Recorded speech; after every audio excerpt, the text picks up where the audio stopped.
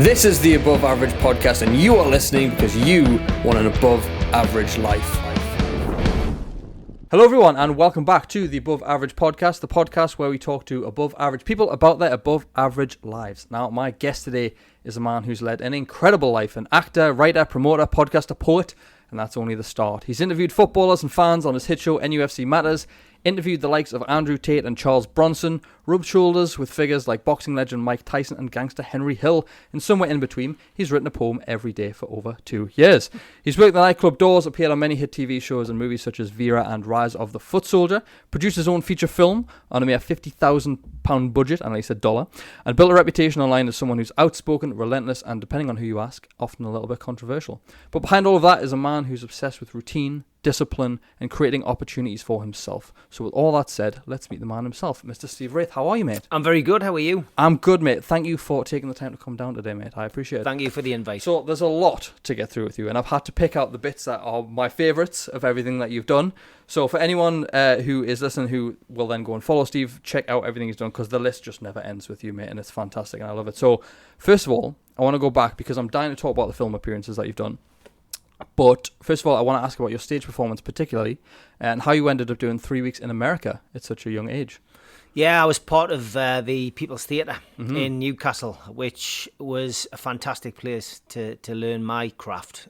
Nick Whitfield was the guy who set the Young People's Theatre up. Okay. And essentially there was a call for young actors aged between 10 and 16, and you basically went along on a Saturday morning and you did 10 till 12.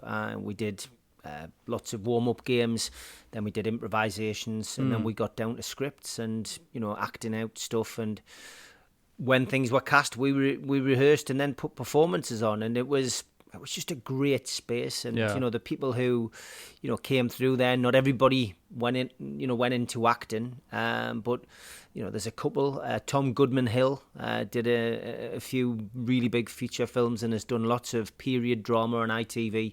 And Neil Tennant from the Pet Shop Boys, he was part of the People's Theatre, and myself. And the trip to America was one of a host of things which came off over the period of that 10 years that I was there, which was they always wanted to try and push the boundaries and get opportunities for young actors from the Northeast.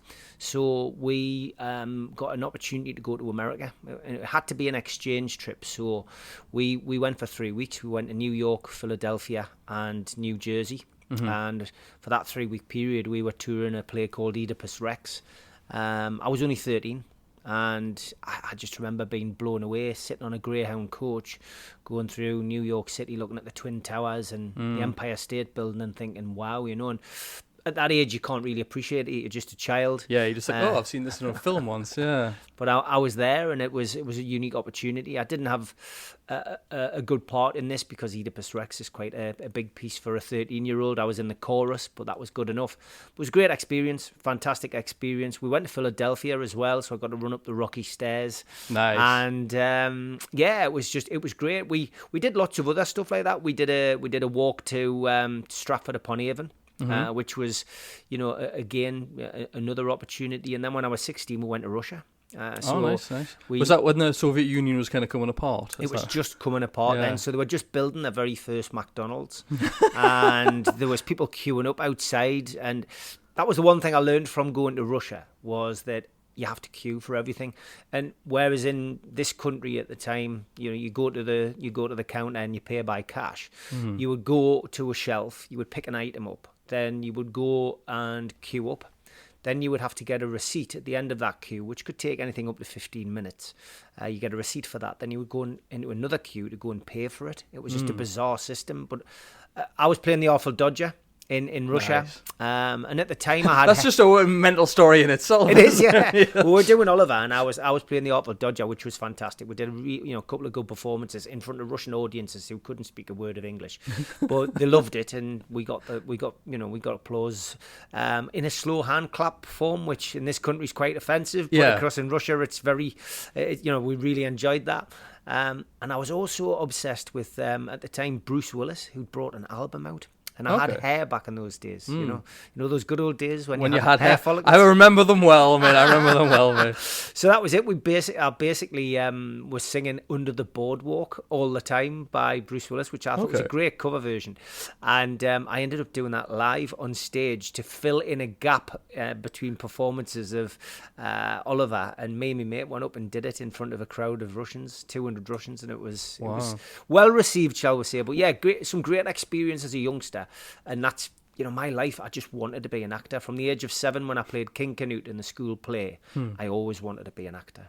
Were you big on films and stuff? That obviously growing up, I'm assuming you had like idols growing up in the film industry, like. Yeah, I mean, I count myself very lucky in the sense that I grew up in that kind of Spielberg era, where Spielberg was making all these masterpieces. Him and George Lucas were smashing it out the park.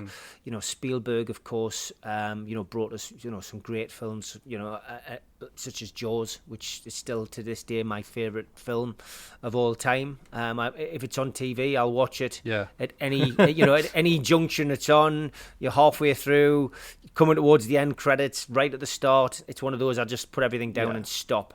That's like me with Star Wars. So yeah, I feel like yeah. And George Lucas, of course, with Star Wars, 77, of course, was the year that it came out, and I just remember all the clamor. I was only 5. I was 5 years of age, but I remember we were all just, everybody was taken to the cinema, if not once but twice. Yeah. And then, of course, when they came out on TV, it was a huge thing, and following on the next couple of films. So yeah, I mean, science fiction was a big thing, but I just loved those films. Indiana Jones was to follow after that, of course, and yeah, I just think you were brought up in action and adventure. I loved Bond films as well. Yeah. But I was always quite attracted to the villain in those films. Oh yeah. I loved the likes of Odd Job, for example. I loved Jaws, no matter how poor those particular films probably are in the genre.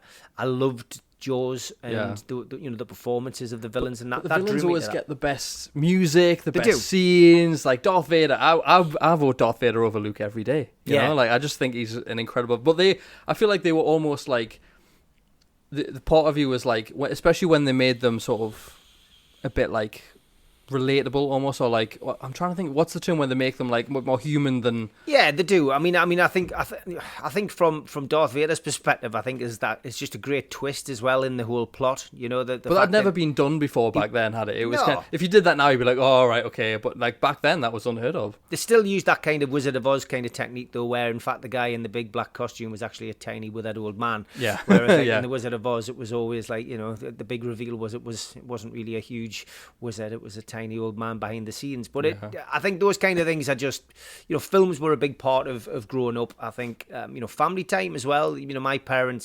My parents who both worked. My mother was a nurse for 40 years. She passed away a few years ago, and my dad at the time was a mortgage broker. So I was very lucky. I came from, I wouldn't say a privileged background, but certainly a background where we had some of the finer things in life. It wasn't a hard upbringing, but we spent time as a family, and that was really important. We had the opportunity to sit and watch films together, or go out and watch films at the cinema. So that was a big thing. And from a television point of view, Blake 7 was my go-to. Fast forward to 2025, and I actually did a Blake 7 convention for charity. I organised it up here last year. So I finally got round to doing something where I'm, getting a chance to meet some of the people who gave me a lot of pleasure on TV in the 70s. Nice, I love that, man. But so you're obviously the roles that you played, you're typically cast as like a gangster character. Like we all kind of love. I think every guy secretly loves gangster films. Like there's part of them wants to be part of it. But you played a part in Vera. As well. So tell me about the part. Was it Big Pete you played in Vera? Yeah, Big Pete. The missus always says that's the best bit of acting I've done because I'm never in the kitchen. So love it. So those who haven't seen The Sea Glass, I was basically playing a chef who was running illegal immigrants through his restaurant, making them work, from finger to the bone, and paying them, basically in meals, not giving them an opportunity to make any wages. But that was it. And I had a couple of really good scenes with Brenda Blethyn.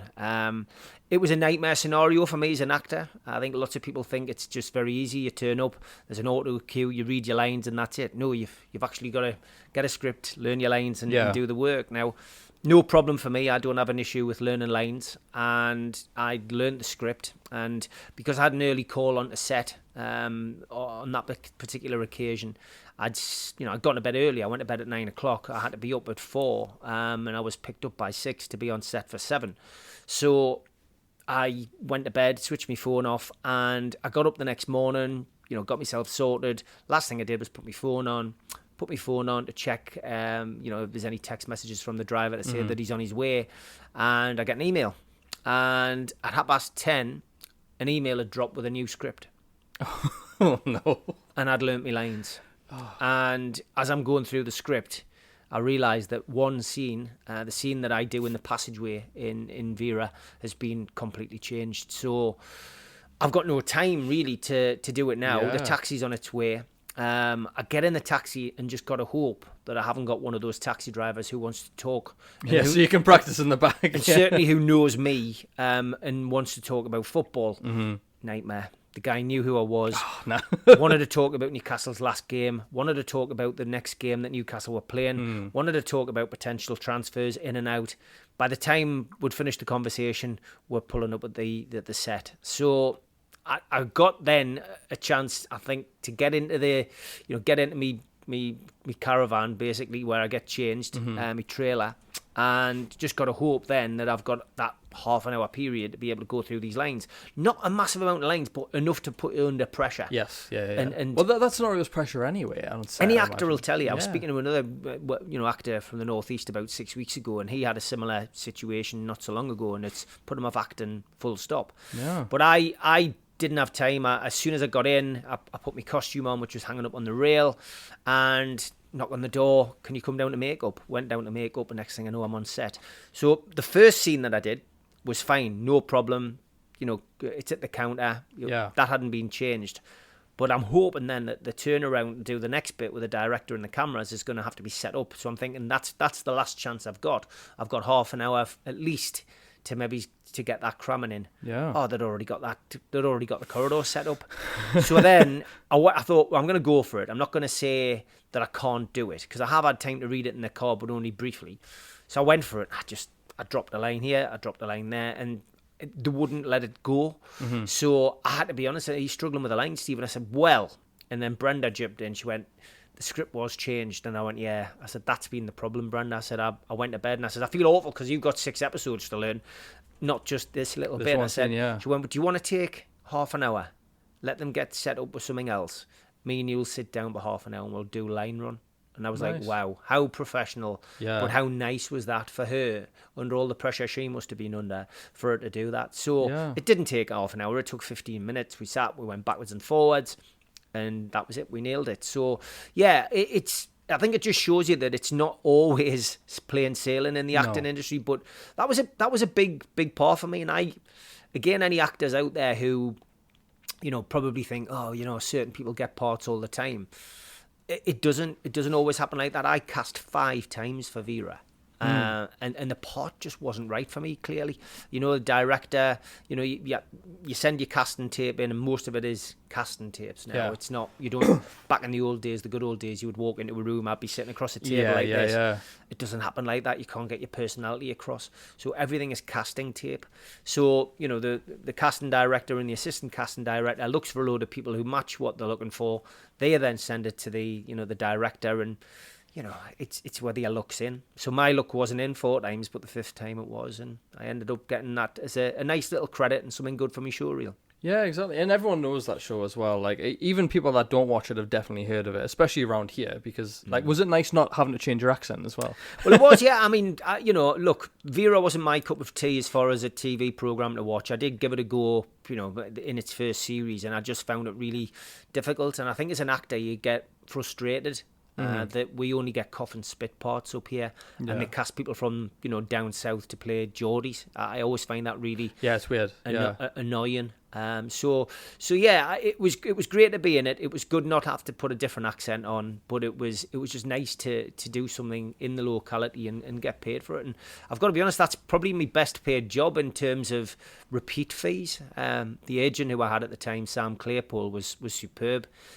She got a really good deal on the back end of it, and it amazes me where people watch Vera. You know, we haven't had one from the moon yet, but it wouldn't surprise us if there was somebody watching it up there, because Vera just is such an international success that we get repeat feeds on a regular basis. So very, very good. Great to be on it. And you know, I didn't ever get a credit for Baker Grove, but I was on that 5 times. I did five really good extra roles in that. Were you the same character each time, or were you different ones each time? I was in different series. I even got a chance, and not many people can say this, I actually got the chance to do the very ever last episode of Baker Grove. Oh, nice. But you wouldn't recognise me in it, because I'm actually playing a zombie.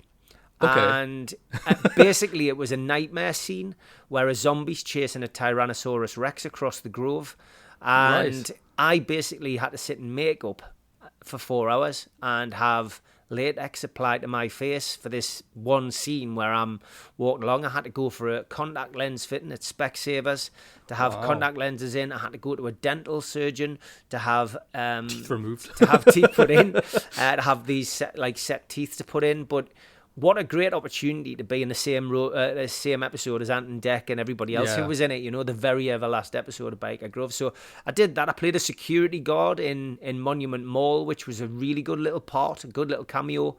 That was the only disappointing thing about that, was that I'd finished my bit by 8:30 in the morning, but as a lot of supporting artists and extras will know, that doesn't mean you get released. Yeah. I was still there at 7 o'clock that night.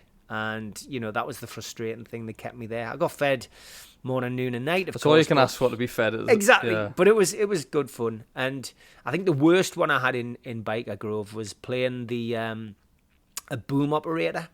Okay. So if I'd ever thought about going into a career as a sound op or a boom operator, that was the day that I decided it wasn't a good idea. Yeah, I can kind of see where that might be going with that. Yeah. Basically, we were filming a program within the program. Yeah. And it was about a medical team visiting the Grove, and I literally spent most of the episode like that, with my arms up, and it was like, you know, being in a torture show. It was just an awful situation. I don't understand how they haven't found a better way to do that in films and stuff yet than that, because as I've never done the boom mic operator, but I've held cameras like up like this, you know, and the strain on my back and shoulders. Like, I mean, me and you train at a gym, so we've got stronger shoulders, and probably people who don't, but holding them for any longer than half an hour, and you can really start to feel the pain kicking in. So I don't envy you doing that. I did it a couple of years ago properly for somebody. It's a great guy who I've worked with over the years, Richard John Taylor, great director, great script writer, and he asked me to go along and help him with a film, and he gave me the opportunity to do sound, literally just hold the boom for him, because he didn't have anybody to do it, and I got paid for it, which was great, but at the same time it took me back to those days on Baker Grove, and thought, I'm never doing this shit again. Yeah, no. I mean, he didn't complain about the sound, but I'm thinking he did a lot in post to sort it out. Yeah, fair enough. Well, the role that I really want to ask you about, because as someone who's only sort of recently got in the last couple of years into the gangster films sort of thing, is Rise of the Foot Soldier. Yeah. So my boss Luke, he was like, "Have you seen Rise of the Foot Soldier?" And I went, "No, I've never seen it." He was like, "Oh mate, you've got to watch these." So I went and got like the box set, you know, of like, I think there was 5 films in it at that point, and then the 6th one's just sort of recently came out in like last year, and I absolutely loved them. I mean, I like how they started as like based on a true story of like the Range Rover murders stuff, and then escalated into just Pat Tate murdering everyone in Marbella, which for me is fine. I don't mind that, you know. I'm a big like action fan. I don't need the realism. But you were in the 3rd Correct, one? yeah. Is that right? The Pat Tate story. So tell me about how you got that role and what it was like with Terry Stone and Craig Fairbrass and that. Yeah, I mean, in acting, I think what you find is that sometimes your relationships with directors can benefit you. And there was a director called Zane who, had basically put me in touch with another guy who he knew, and he just said, "Look," he says, "I think you could be right for his next film. He's doing the next Rise of the Foot Soldier film." He says, "At the minute, he's finishing off on a film about the Krays." And he says, if you could maybe give him a little bit of a hand on that, he says, I think that might do you a big favour. Yeah. So obviously, you know, the Krays story is something that I'm well akin to. I know a lot about it, and I reached out, and the director did get back to me. He said, "Look, Steve," he says, "I think that." You know, he says, you could probably help us push our new Krays films, which was the rise of the Krays and the fall of the Krays. He says, I think you could push them on social media for us. That would be great. And I did, and I did that for him. And I think because I did it and I didn't ask him for anything, it just became an obvious thing for him then to say, look, I am casting a film. That they had a conversation behind the scenes, and he said, I'd like you to come and read for this particular role. So it was for a guy called Steamboat, and it was an opportunity really to be part of a prison gang who were in prison with Craig Fairbrass's character, Pat Tate. And I went along, I did a read for it, and I got a phone call the next day and said, yeah, we're happy with that. Would love you to be in it. It's a northern-based gang. The people you'll be playing alongside is Sean Ryder, this is his first acting role. Obviously Sean, the front man of the Happy Mondays, a band that I knew and got on with anyway, so I knew Sean. And it was an opportunity also to play alongside the main character, I mean, Craig Fairbrass, what a wonderful actor, And we then had to wait for the script coming through. The script came through, and it was probably about 4 or 5 months before we got like an invite down to go and do the rehearsal for the fight scene, and that was down in London. It was down next to the Peacock gym, the boxing gym, and there was a studio next door to that. And we basically walked in, and there was just people all over the place who were busy constructing the prison set.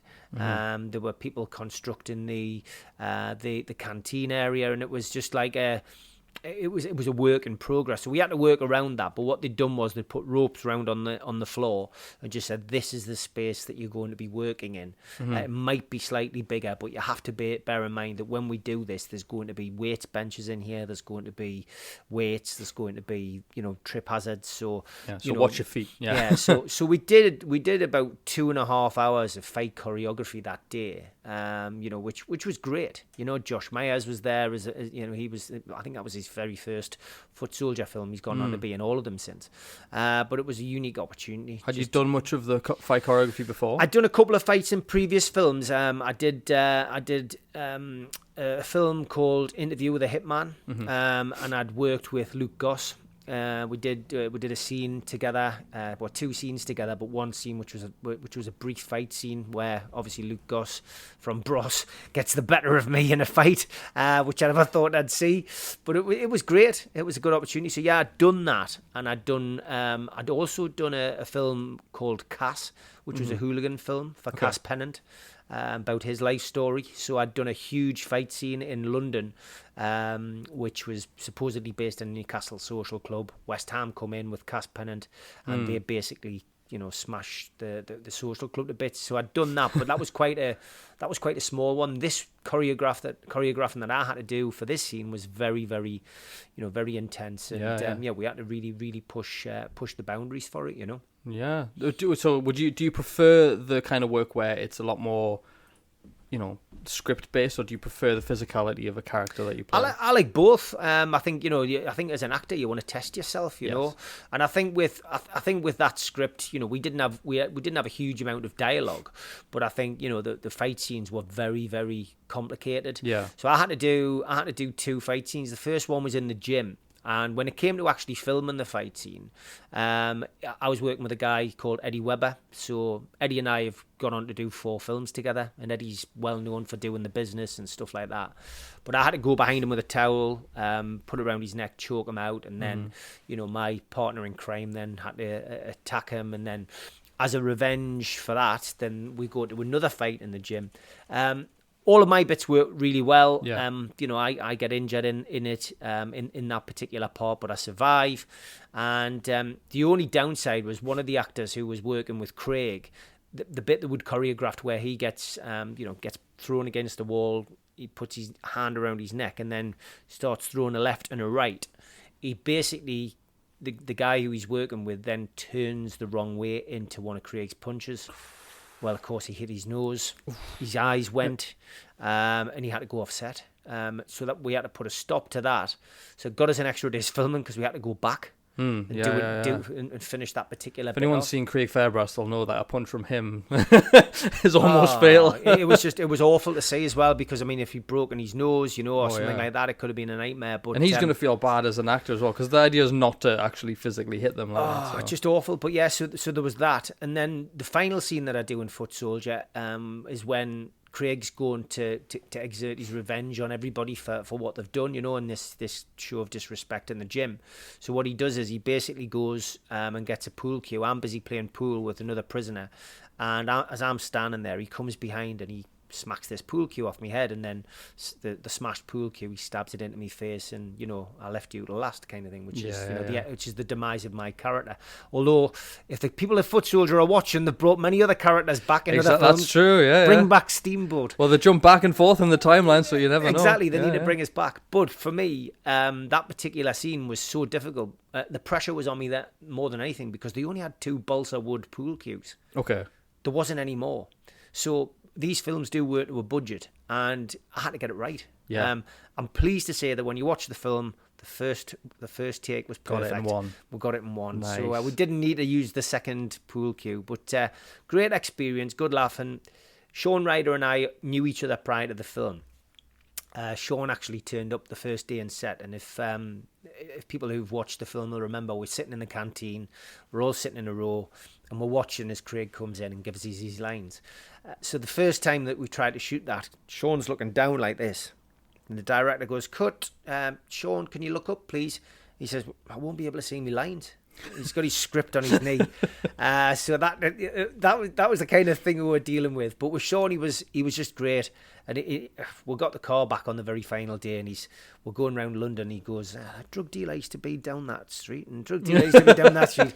He says, "Oh yeah, I used to get me crack there," and I'm like, "Dear me, oh!" It was hilarious, because obviously he's had his battles with drugs over the years. Yeah, he's had a life. He used to tell us all these stories on the way back. But as I got out of the car, I said, "I'll see you next time on set." Then Sean, he went, "That's acting done for me. I'm not doing any more of that." He says, "It's too much like hard work." So, well, he picked a good place to start and end. I think that was it's a good film. I enjoy that franchise. It's a great name, Mad Dog. You know, I mean, and he met a horrible end as well. For those who haven't seen it, I'm like, because obviously I'm not an actor, and I don't think I'd want to be. I'd like to just be in the background of something and just be, oh look, there's me walking in the background, But like, I'm always imagine like, would I want to be the character that dies in a gruesome way? I'm like, yeah, probably. I'd love to have like a death scene, like a really brutal death scene. I just think that would be a solid, good thing. So if you want to cast me in anyone that's going to die horribly, feel free. Yeah, bear that in mind. We've got a few things on the pipeline. Just the most sore death imaginable. I'm game for it. I just think it's amazing.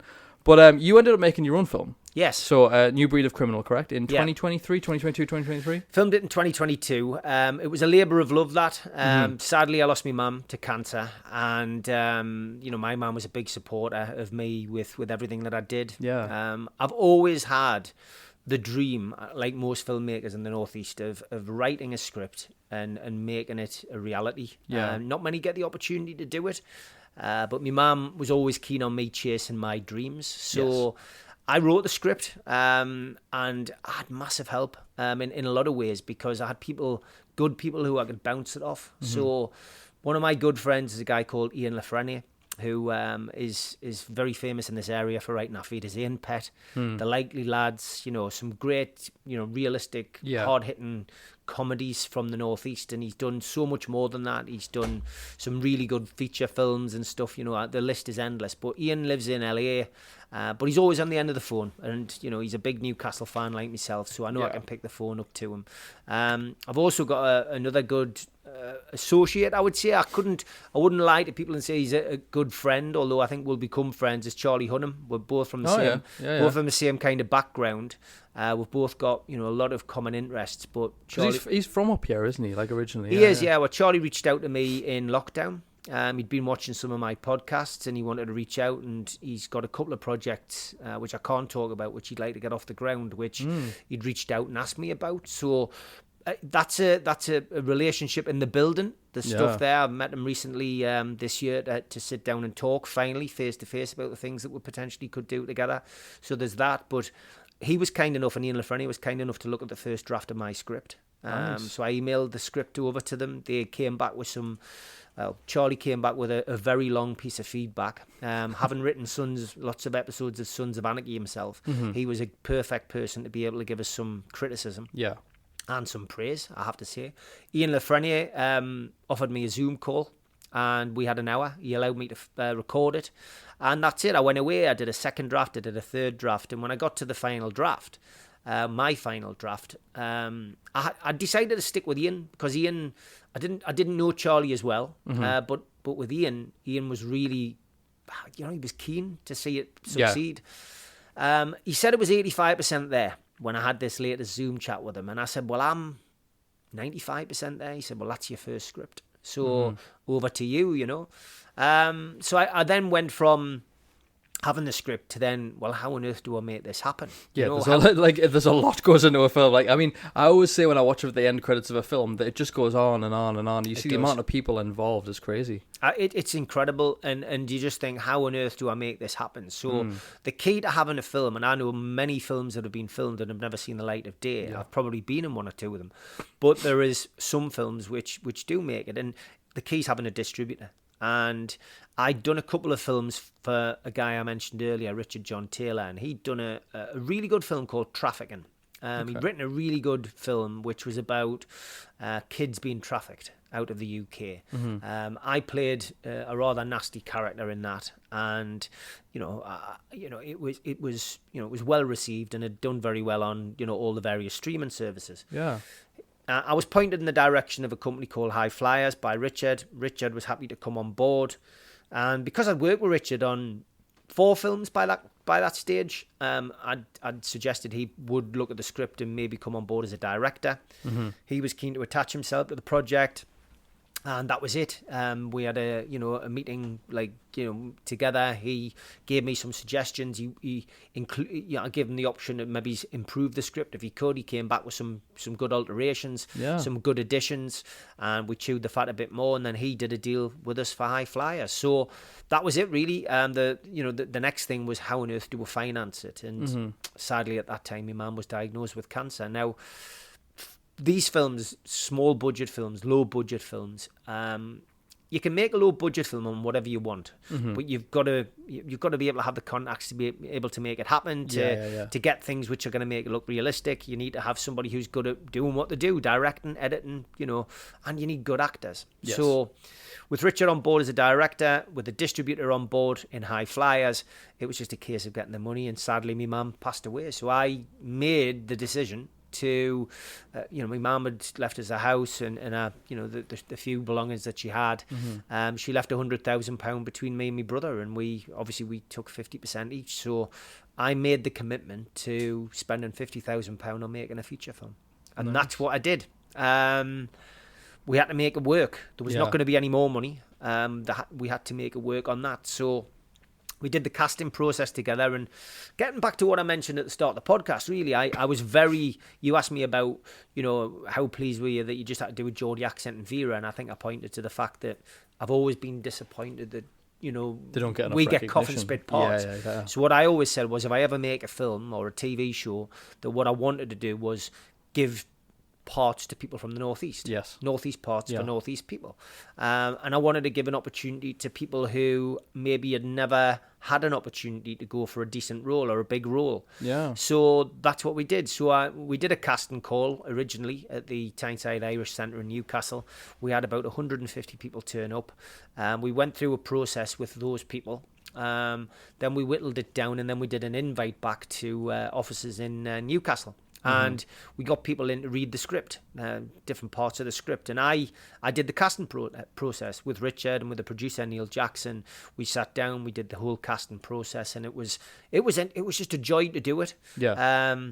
I think one or two people really made an impression. Jane McKenzie, who ended up in the film, she really made an impression. We had Leslie St. John, of course, and Tony Hodge, who had been in Biker Grove. They came in and played 2 parts in the film as well.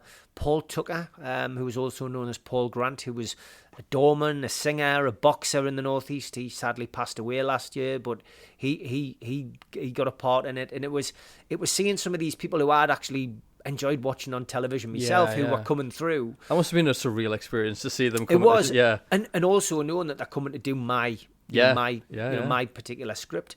And with it being a gangster script, obviously for me, I wanted to play the lead role. I played the lead role in the film, and for me it was an opportunity to to basically make my own words come to life.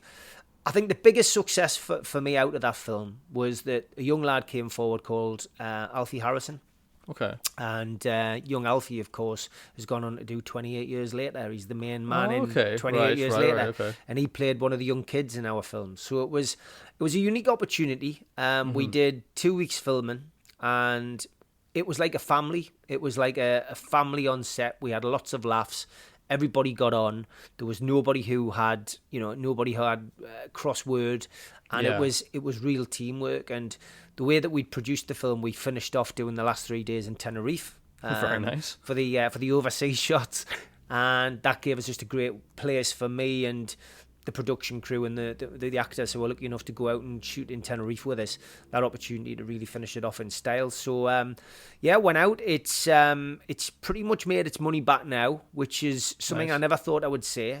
Because it's a gamble making anything like that in itself. So to make the money back or to at least break even is good. I didn't think that it would. I've got to be perfectly honest. I didn't think it would be in a position to make its money back.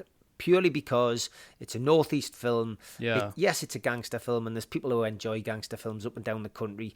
It's aimed really at that kind of foot soldier like genre. It's that kind of gritty level of street stuff. Yeah, exactly. And I think it's hit the mark. So for me that's good. But I said after doing it that it exhausted me in the sense of writing so much about true crime. Doing so much on that film as well, casting it, writing it, acting in it. It exhausted me to the point where I thought I'd like to do something completely different, which is why I sat down and wrote a play after that. So that was the next thing, and it's based on a relationship breaking down, which isn't true crime, which isn't gangster related. Which isn't gangster related. Unless you just slip that in subtly. It's like he's not a gangster. They broke up because he was a gangster. Do you know? Just get it in wherever you can. Yeah. But listen, or his next gangster. A New Breed of Criminal for me was my first. It won't be my last, but I am taking my time. I'm working at the moment with a company in London called Arc Movie Productions. Okay. They've got a slate of films. Ray Burtis, who did the original Krays film in 1990. Is doing another one called The Last Kings of London about Nipper Reid, the police officer who put the Krays in prison. Yeah. But he's also got the Wee Man 2, Paul Ferris's second film, on the slate. And along with that, Tall Paul, the DJ, has got a life story. His film is also on there. There's another film as well called Dirty Truckers. So I'm working alongside them as a creative consultant, up and down to London quite a bit, supporting them. And hopefully they will also look at taking some of the submissions that we've put in. We've put a one in which is very interesting from a local writer called Danny Cox. Danny Cox's dad, Tommy, was the man who created the PDC darts. He took everyone from the BDO to the PDC, and then linked up with Barry Hearn and created the PDC. And it's roughly based on that kind of story. It's like a Billy Elliot of darts. We're busy working on that at the moment. So lots of irons in the fire in the film world. Nice, man. Well, one thing that I love about you, and one thing I'm a firm believer in as well, is chasing your curiosity. Now, when you were younger, jumping back again, your curiosity led you to a meeting with the Krays. So what happened then? How did that develop over the years? So when I was 16, I was at school at Argyle House in Sunderland. My parents had put us into private school because I wasn't doing very well in state school. I went to a place called the Drive Primary in Gateshead, which at the time, had there been an Ofsted, probably would have failed it. I couldn't read and write after 2 years in that school. So my parents were horrified.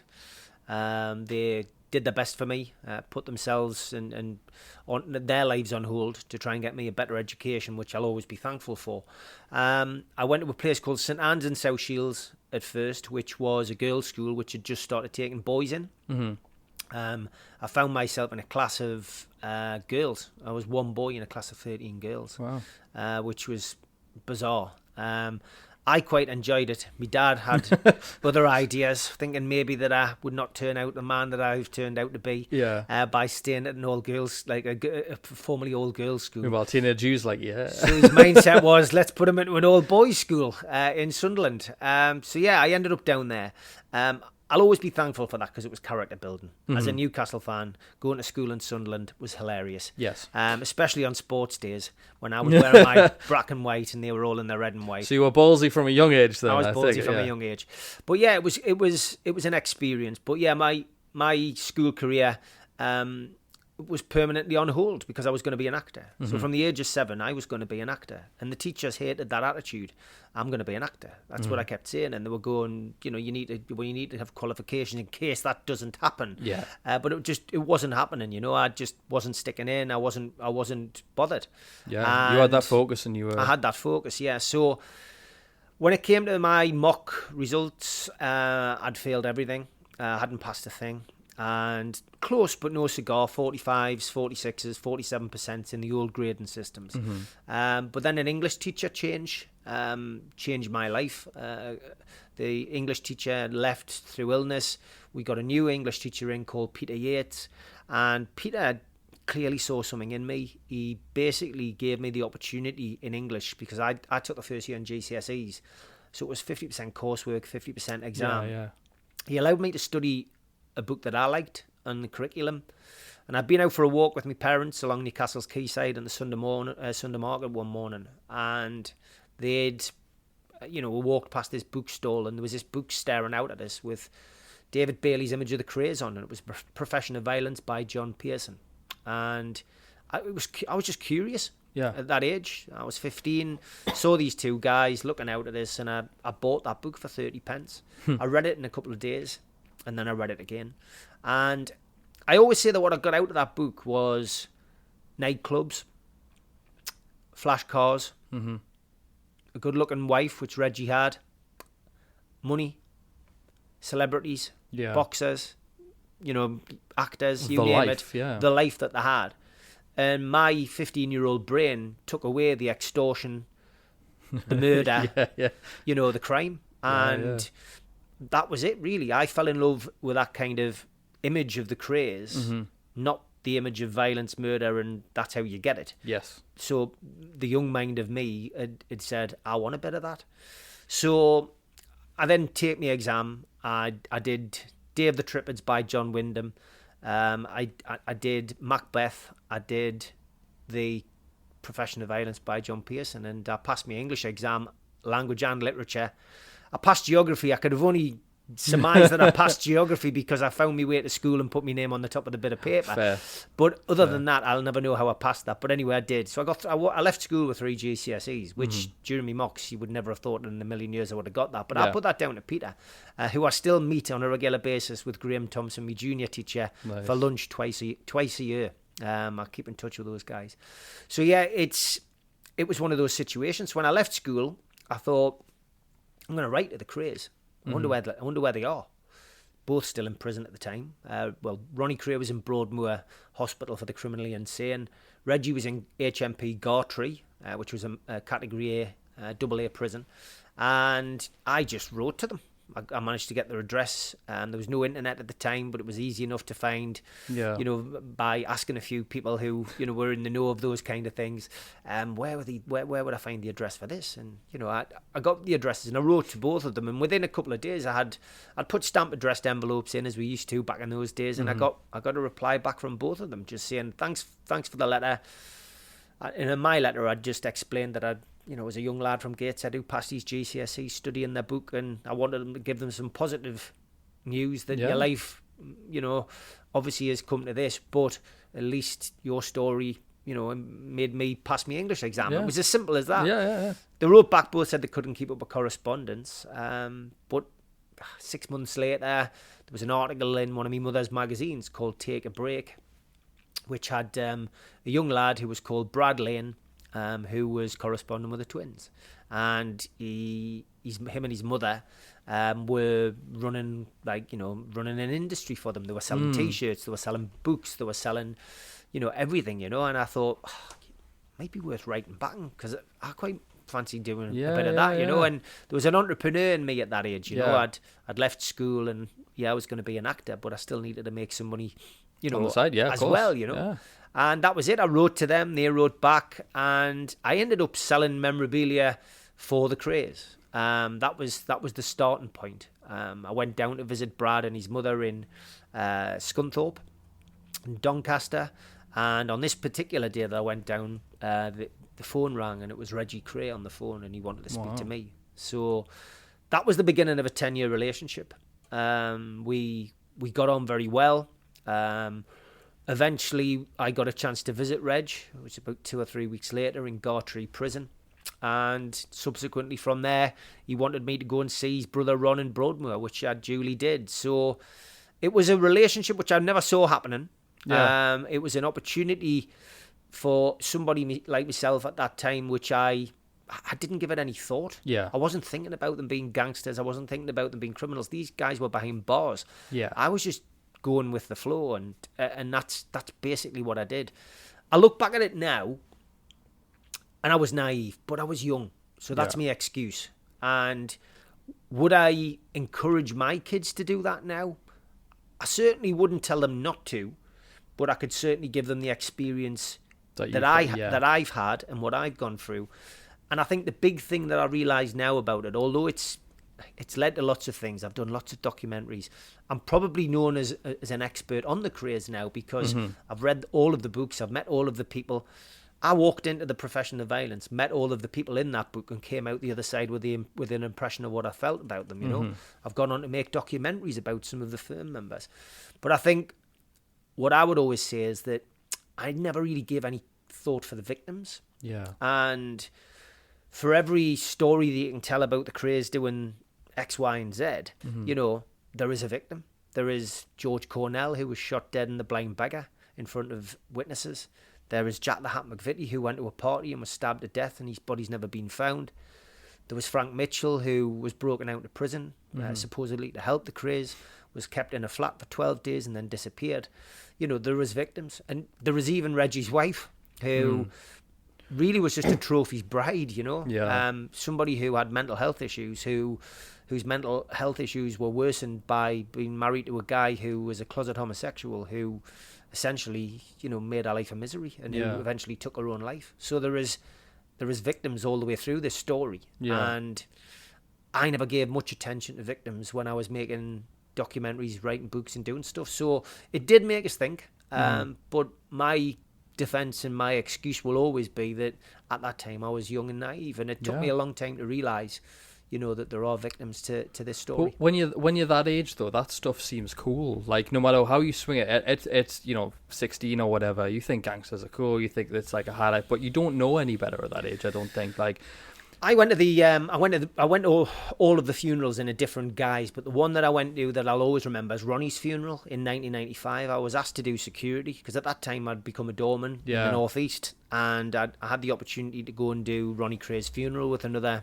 you know, 150, 200, you know, guys of similar ilk, bald head, you know, black suit, black tie, black shoes, white shirt, you know. We're all asked to go down by a guy called Dave Courtney, who was running the funeral. And my job was to look after Charlie Kray on the day, the elder brother. And I travelled in the same car as the family. And I just remember going over Bow Flyover. And I mean, the crowds were enormous throughout London on that day.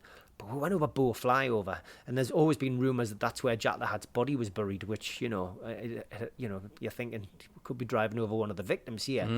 But it was workmen on that flyover who stopped work as the cortege went past for Ronnie Kray and took the hard hats off. And I was like, that's when I decided to write a book. I started to make notes and started to write a book because I thought, I'm in the middle of history here. I need to put this down on paper, and I need to write this book, which is subsequently what I did. But yeah, an amazing part of my life. I don't regret it because it has led to some really good meetings and introductions, etc. But the mature Steve Wraith, not the 16-year-old Steve Wraith, is somebody who has certainly thought a lot more about the victims and has got a different aspect on the whole Kray thing now than I did back then. Yeah, absolutely, man. But I'm curious, from being around people in that world, from writing so much about this world that most people don't know much about, What do you think is like the biggest sort of thing that you've learned about life from these people? Like, what did you learn about that life that really sticks with you that most people maybe wouldn't know? There's not a happy end. And, there isn't a happy end. If you've got religious beliefs, then you'll be judged by your maker. But at the end of the day, crime doesn't pay. It really doesn't, because, you were always living on the edge. You're always living in some way, shape or form, looking over your shoulder.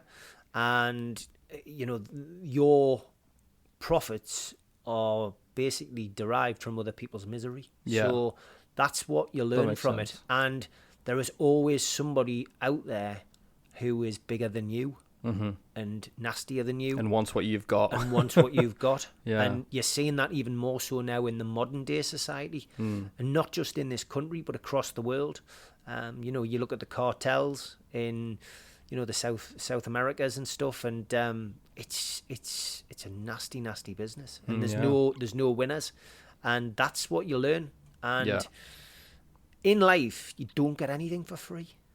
You have to earn it. And I think that's the final nail in most criminals' coffins is greed, and it comes to them all eventually. Yeah, and one story of the gangster life that did not end well is Goodfellas. Now, you spent time, I don't know how long actually, so I'm curious, how long did you spend with Henry Hill? How did you meet him?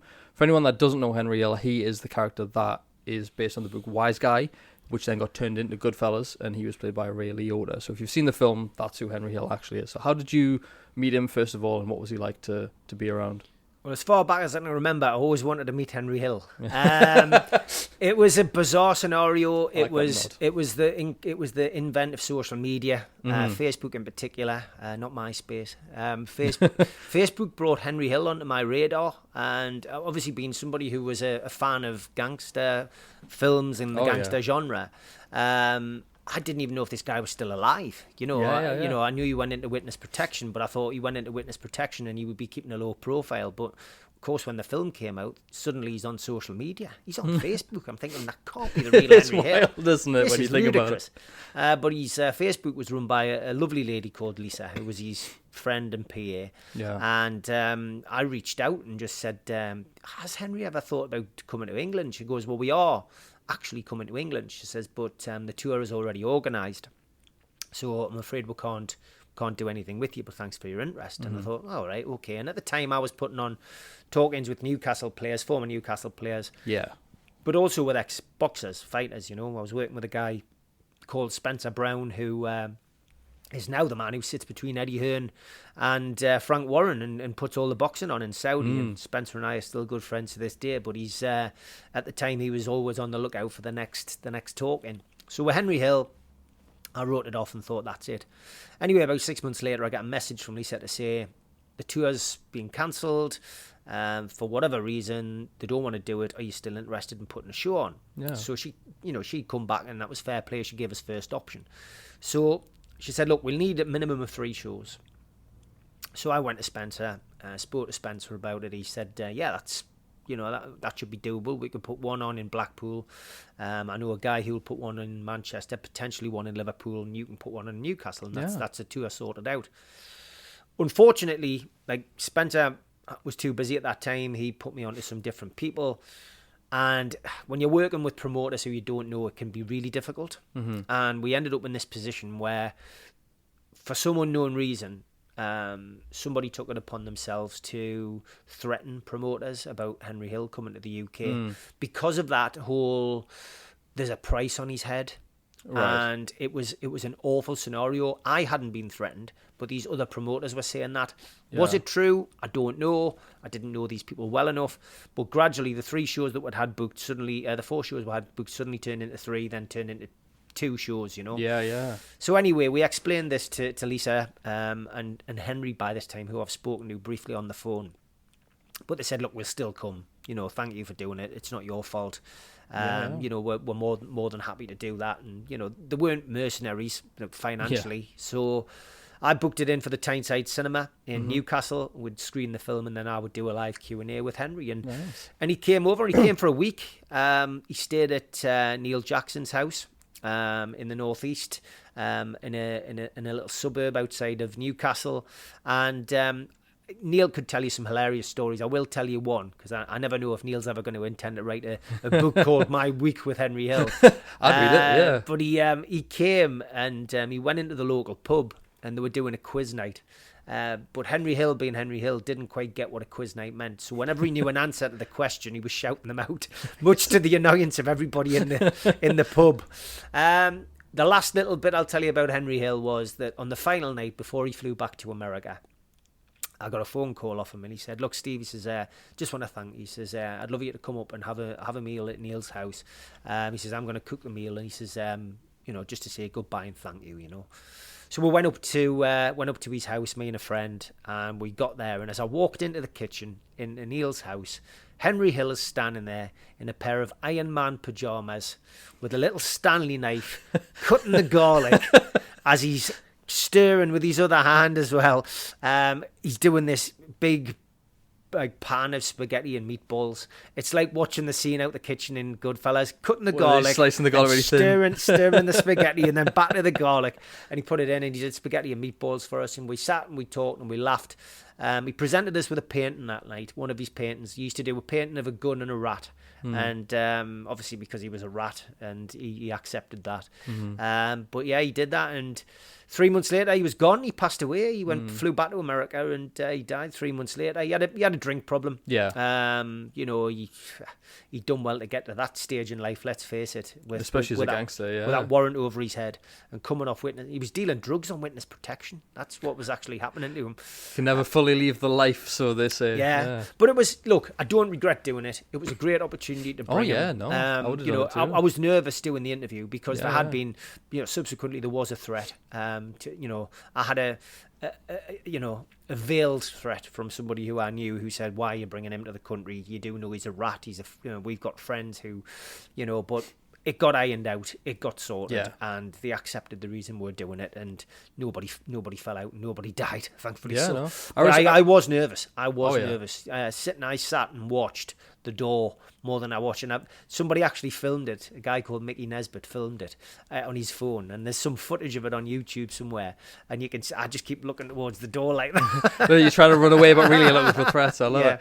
It's an interesting one. That was the one thing, because like Goodfellas for me, I've even got a little, these Funko things that you can see behind you. I've got one of Ray Liotta, so I've got Henry Hill sitting in my bedroom, really enough. But obviously, as a trained speaker, as a trained interview, when you do these sorts of interviews, now I know you've obviously talked to Tate and Bronson and other people like that. When you're interviewing these kind of figures, what preparation goes into it? What mindset do you approach these interviews with, and how do you make them become a success in the end? In the early days, I used to make notes. I used to sit down, I used to write notes. I used to stick them on my phone or stick them on a bit of paper before the days of mobiles. Now I just go in and it's in my head. I don't need to do any kind of prep on the day. I'm ahead of the game. I know what I'm going to ask. I think probably on stage, my best interviews that I've conducted are with Alan Shearer, and because I know Alan's story back to front, I know the kind of answers he's going to give. Fellow bald man too. Yeah. Exactly. I know when to pause, and I know when to give him a heads up on something. So football's easy for me because I live and breathe it, and I live and breathe Newcastle United. But with boxing, I did have to do homework, but the best one I ever did was Floyd Mayweather. I brought Floyd Mayweather here twice in the space of 18 months. I put him on at the Fed in Gateshead, and Pete Graves from Sky was, he was relentless in asking if he could interview him, so I allowed him to do it on that show. But then I thought, I'm missing an opportunity here. Yeah. I should interview him. So if he ever comes again, I'm going to interview him. So that's what I did. So he came over, and it was 2019, just before lockdown. I did my homework, knew what questions I was going to ask. And at the time, Newcastle United were still owned by Mike Ashley. So not one for missing out on a bit of publicity and trying to rock the boat a little bit with an owner who I despised at the time. I decided to ask the question to Floyd. Floyd, you've got some money. This was my opening question. Have you ever considered buying Newcastle United? Well, of course, everybody in the crowd started cheering, with the exception of the Sunderland fans. Floyd laughed and said, "Yeah, I'll buy Newcastle United it went global. That really rocked the boat at St James's Park. A few people were very annoyed, but we got headlines from Hong Kong to China, to Russia. Floyd Mayweather, former world champion, 49-0, wants to buy Newcastle United. It was a good move. I'm glad I did it. But from that moment on, it couldn't have gotten any better. And I watched it back once. I'm not one for sitting watching myself, but I enjoyed watching it back. But after the show, Floyd Mayweather actually asked where I was. I didn't go and chase him. And he wanted to shake my hand and thank us for the best interview on the tour.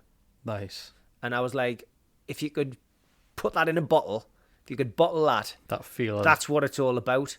That's like reaching the top of your game. And I've got to be honest, I've not interviewed anybody on a big stage since, because I don't think I could beat it. Yeah. Alan Shearer was good. I did his 260 dinner, and Alan said to us that was the best interview I've ever done, and I had a lot of compliments after that. But that Mayweather one is probably one of my all-time favourites, and I'm not a Mayweather fan. I'm Pacquiao all day long. Okay. But I enjoyed doing it, and it was a pleasure for him to do that. And he insisted on having some photographs taken with us afterwards as well, which he kept for himself, I've been told. So that was nice to be able to do that. You've mentioned controversial figures, so I will get them out of the way, because it always goes back to true crime, which I've left in the past. I've moved away from covering true crime. But Charles Salvador, knee Charles Bronson, knee Charles Ahmed, knee Michael Peterson. Yeah. He's had many names and many guises, but he's Charles Salvador now. Britain's most notorious prisoner, that they call him. But you know what? He's not that. He's a victim of circumstance. He wasn't a very good criminal. Yeah. He went in for a very short sentence, but because of his misbehaviour behind bars, and because of the way that he's perceived in the media have to have a villain who they can write about and give column inches to. Well, he's more famous in prison now. Isn't he the longest serving prisoner who's never killed anyone? Yeah, it's a horrendous scenario. I've been as close to Charles as we are now. He's the same height as me. He's follically challenged, you and I. There's a theme going through this, isn't there? He's a lot fitter than you and I, though. Oh, I bet. But he spends 23 hours in a cell, yeah, doing press-ups, doing sit-ups, doing art. And what I would say about Charles is that he's very mentally strong. Mm-hmm. To be able to go through the stuff that he has gone through, he has to be mentally strong. Yeah. Could he come out? Could he survive on the outside? I would say, personally, he would find it very difficult. I'll never say no, because I'm not an expert on that. The interviews that I did with him were in 2020, 2021. And at the time, I've had some periods where I've corresponded quite a bit with him. Mm-hmm. I corresponded with him back in the 90s when he was looking for a website to be designed. I knew a guy who could design a website. He'd been put onto me at that time by a guy called Dave Courtney, who I'd met through security and through the Krays. David asked me if I could help build a website for Charles Bronson, as he was at the time. I put him in touch with a guy who lived in Gateshead, Steve Parnell, and he went and made the website. And it was as simple as that. From that moment on, as a thank you, I was getting artwork through the post. I was getting little postcards. I was getting letters. So I kept up this kind of bizarre correspondence with him, which I'd done with the Krays, to be fair. So it's not something I wasn't used to. But then it stopped, and I never thought anything more about it. Then I would be contacted by whoever was the latest beau, if you like, the latest person who was in favour with Charles, who was trying to get his release from prison sorted. And Steve, Charlie says you might be able to help us. And he's been in and out of my life. So this next period, I'd gone back to writing poetry. I'd written poetry when I was younger, and I'd started writing a little bit of poetry. Charlie writes poetry. Mm-hmm. And I was approached by a guy who was looking after him at the time called Rod, who said, look, would you be interested in maybe helping publish a book for Charlie? Because I've got a publishing company. Yeah. Only a small local publishing company, but I've done lots of books about true crime. And I said, well, I would be interested. I said, I've got my own poetry. I could probably combine it, we could come up with some kind of idea. So we threw the idea around, and we came up with the title of a book called Words Inside and Out. And Charlie agreed to do the artwork, put the artwork together for the book. And it was a big success. We did a limited edition copy, Nice. 300 copies. Charlie sent some stickers out, so each copy that people bought was signed, and that was it. We did it. After the success of that book, Rod and Charlie went their separate ways. A new guy came involved called Richard Booth, who is still involved and is still a very good friend to Charlie to this day. He then started pushing the Free Charlie campaign. He got a new brief, new solicitors on board, and trying to get him at least a fair hearing, a fair parole hearing. He felt at that time, I'd been to visit him a couple of times, that things weren't going as well as they could do, and the people still had this perception that he was some mad monster behind bars. So he came up with an idea on a visit. Maybe we could do a few things on the phone. I could leave a few messages, you could record them, and you could put them out there. So that's what we did. But this idea of doing a few recordings turned into a year and a half of recordings. Yeah. And it was bizarre. He would ring me, I'd be out for a walk, so I couldn't record him then, but he'd be want me to describe what I was seeing, and during lockdown, of course, you're walking along the quayside, I'm describing the water and describing the sky and there's birds, and it was almost taking him on that journey when he was there. But we recorded a lot of them. Some of them he wanted to talk about his past. Some of them we wanted to talk about people who he'd come across. Some of it about the future. Some about football. I'm Newcastle, he's a Spurs fan. So we're talking about football. But I think anyone who's listened to those podcasts, which still... I left them on NUFC Matters podcast because I didn't want to take them down. They had great hits and great numbers. But I was reading a lot of the messages, and some people found them really interesting to listen to. People who were studying at university, and they found them massively helpful for doing their degrees. Other people found them just enjoyable. So I just thought I've just got to leave them there now. They wouldn't have caused an issue, I don't think, if there hadn't been a guy who I won't mention on the podcast who he was working with at the time. This guy was saying that he was his son. Charlie was going along with this. I knew the guy's background. I've got to be honest, I didn't have any problem with the guy, still don't. But what he was doing was he was making a TV documentary.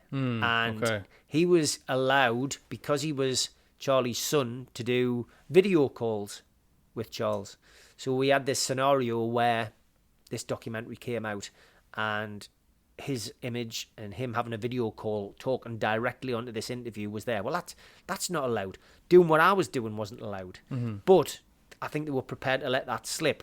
They weren't going to let that slip. It was going out to millions around the world on a documentary. Mine was only going out to hundreds, at the time on a YouTube channel. So we all got letters to say that we'd been taken off the visiting list, taken off the phone list, and that was it. That was the end of the road. But I don't regret doing it. There was no monetary value to that for me. It was an opportunity to help somebody who'd asked for help. Yeah. But it was also a hell of a character study into somebody who had done his poetry book with me, and would raised quite a lot of money for charity off the back of it. So it was an opportunity really to give him something back. And I've seen in the news recently that he's up for another parole hearing. All I'll ever say with Charlie is I wish him all the best in the future. He's never killed anybody. He's never murdered anybody. He made a mistake many years ago, and he's had to pay for it in a big chunk of his life. Have you seen the film? The Bronson film? Having spoke to him, how accurate do you think that film was to his mannerisms and what? A lot of it's very accurate. Yeah, but he's not. I mean, Tom. Like he did with Ronnie Kray, Tom, he played Ronnie Kray and Reggie Kray. I was lucky enough to be at the premiere of that film and spend a bit of time with Tom Hardy after that film. And, I said to him, I says, you nailed Reggie, but I'm not afraid to be honest, even as somebody in that kind of domain. I'm nowhere near the level of Tom Hardy, but I didn't think he did Ron justice. Okay. And I'd met Ron. I didn't meet Ron in the 60s. But Ron wasn't that effeminate. He wasn't that over the top, even without his medication. But I think with Charlie, he did a very good job. Yeah. But anything that goes over the top I've never seen Charlie like that. Yeah, the Hollywood style. You've got to. They always twist them up a little bit. Of course, they always make them. But more a pretty good depiction. But that's a million miles. He's not mad. He's not bonkers. He's very clued up. He knows his situation. He knows that he'd probably die in prison. The problem he's always going to have is that he's still in segregation. So the size of this room that we're doing this podcast in is, you know, you're talking about half the size of this. He lives in a room half that size. Yeah. The only outdoor activity he gets is in a prison yard for 1 hour a day. And he goes out onto the landing now. And when I say the landing, that's, say, another room half of this size, where there's only 8 other inmates on that. And it's corrugated iron. It's like going to a stack. Yeah. It's like going that's what he lives in. He lives in a stack. And he doesn't see other prisoners. So he's had no interaction with any other prisoners. Social side of life is totally gone, yeah. When he goes to the dentists in prison, he has to basically have a van pull up at the stack. He has 8 prison officers then handcuff him, and then 8 prison officers walk him out to a van. They put him into the van, which has got blacked out windows, and they take him 100 yards to the dentist, and then put him into the dentist. And I mean, it's literally Silence of the Lambs stuff that Charlie's going through, which is ludicrous when you think about it. So if you take Charlie then and move him onto a landing now in prison with other inmates, I guarantee there's going to be an issue. Yeah. And it won't be Charlie who causes that issue. Yeah, it'll be someone going, oh, it's Bronson, I'm going to take him down, you know? Charlie won't go looking for trouble, but trouble will go looking for Charlie. That is my biggest fear. So I think what the Home Office have to do is they have to work out a way to take Charlie out of where he is at the moment and rehabilitate him to allow him outside. Imagine coming out now after all that time. He's only had 80 days out as a free man in 46 years. Imagine coming out all the noise. Can you imagine the traffic? Can you imagine his Instagram? Imagine Bronson's Instagram. Imagine how much that would blow up, though. Like, it'd be insane. I mean, I said this about Reggie and Ronnie Kray. If they'd ever got out, they would have been on, you know, for all the millennials out there, they would have been on Russell Harty. They would have been on Terry Wogan. You know, everyone would have wanted a bit of them. Yeah, they would have been sitting with Frank Boff on, you know, BBC Breakfast. It would have been bizarre. Yeah, but that didn't happen. And if I was a betting man, I would say that the release of Charlie Bronson won't happen. Yeah, but I don't wish that on him. But then again, I wouldn't want Charlie living next door to me. Yeah, it's so I know exactly what I mean. Yeah, he says he wants to go and live in the country. He wants to go and live in the country. Probably it's a safe place. But is that ever going to happen? I feel so sorry for him. But I think the time that I've spent with him, the letters that we've corresponded over the years, as I say, we don't correspond now, we don't speak now, purely because of the prison authorities. But I think he's accepted his lot. But he likes to continue to make himself relevant. And if that gets him through his time, then why not? Absolutely, man. No, I agree. So back to you. So we've talked about a lot of the things that have worked out well for you in your career, like the gambles that you've taken that have paid off in the end. Has there ever been a failure or a setback that you would call it that has taught you like a really important lesson throughout your career?